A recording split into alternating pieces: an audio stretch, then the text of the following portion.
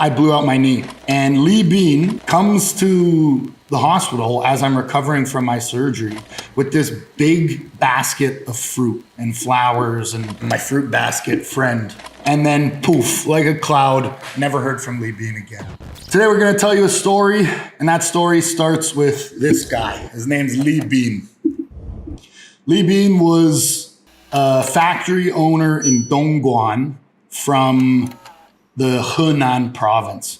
And he was the manufacturer of leather goods, mostly shoes, leather boots. I had a customer who wanted to make boots, had been in the leather game for quite a while. It was very heavy duty, industrial style look, very cool. And not a lot of people could make them. It took a lot to find the person that could do it, that I trusted to do it, right? So we went to Lee Bean's factory.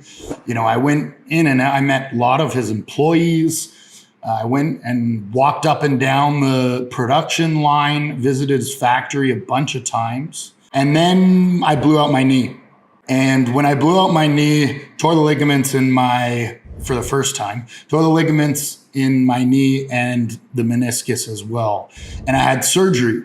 And Lee Bean, with one of his sales assistants, comes to the hospital as I'm recovering from my surgery with this big basket of fruit and flowers, and it was way over the top. But I'm like, wow, what a nice guy, right? Not only does he know how to make one hell of a pair of boots, but he's also thoughtful and cares about me on the side outside of business. He brings the fruit. Skip forward a couple months. My customer, where the order is done, let's pay the balance. We pay the balance out to his bank, and then poof, like a cloud, never heard from Lee Bean again.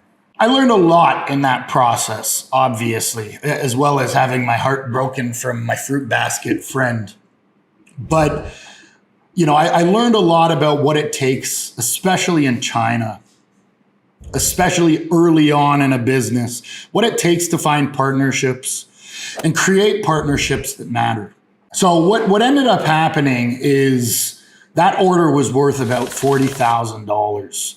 I think maybe a 2-person operation at that time. And I had quite a few friends that owned factories, but that was like all the money I had in the entire world. This is at the very beginning of Morpho. And, it's just the type of person that I always want to be. I told my customer, don't worry, I'll figure it out. And so, the story is a very long story about going into police stations with useless police officers, people introducing me to people in the mafia that could take care of my problems for a small percentage fee, all sorts of crazy stuff. At the end of the day, I just cut my losses, and we ended up finding the boots, actually. It took us about a month, and we had to pay for them again to somebody who was not related.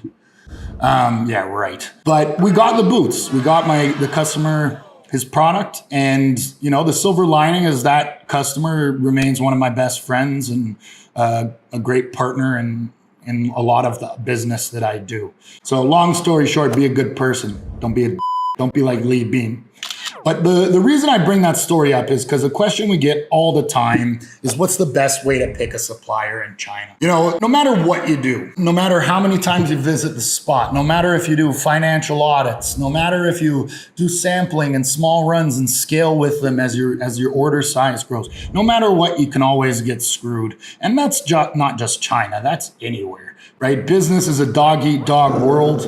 And unfortunately, some of the times when people run into unfortunate circumstance, they make, to me, very bad character, decisions. And that's something that I will never do, but shit happens, right? People get ripped off. People go bankrupt. People try to figure out how to solve their problems by making questionable decisions. But today the goal is to go over a few points of what you can do to put yourself in the best situation to have a factory that is more likely than not going to be trustworthy and a partner that you can scale. First things first, right? Alibaba has taken the world by storm in so many ways. If you're an entrepreneur, you're probably getting targeted often by people running ads saying how you can use Alibaba to create a 6-figure Amazon account.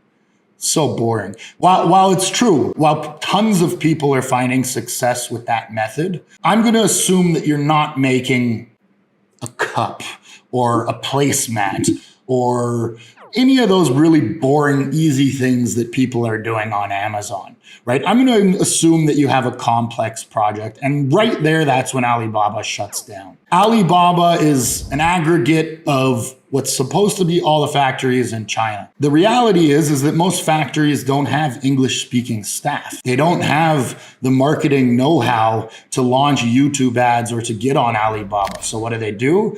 They farm out their service as a factory to trading companies. And what you're going to see is trading companies with English-speaking staff, marketing budgets tailored for YouTube or Alibaba, but they're not really going to be doing much, right? They're going to be forwarding emails and collecting a check on a commission that usually is pretty hefty.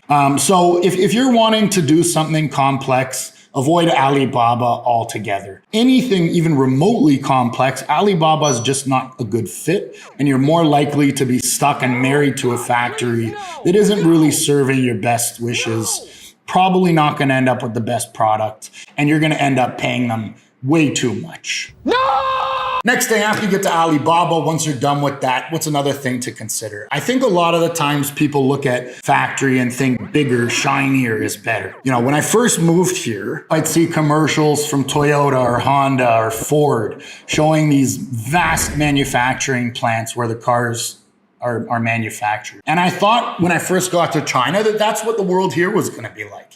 I thought that there were going to be these huge, impressive factories run by nothing but AI and robots. And that's just not the reality, right? Factories can mean a plethora of different things. It can be a one-man show in a factory smaller than my office.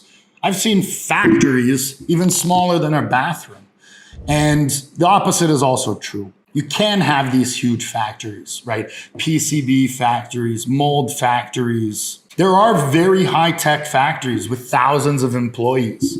But the reality is that most of the factories you're going to come across are somewhere in the middle. I would say about 100 employees is quite standard, actually. And I think rather than, the saying is never more true than in manufacturing, that you don't judge a book by its cover. Right? Don't worry if the factory is small. Better question is, are they good? Right? Capabilities are your number one priority. If they can make something, who cares how it's made or who makes it? Maybe with some exceptions.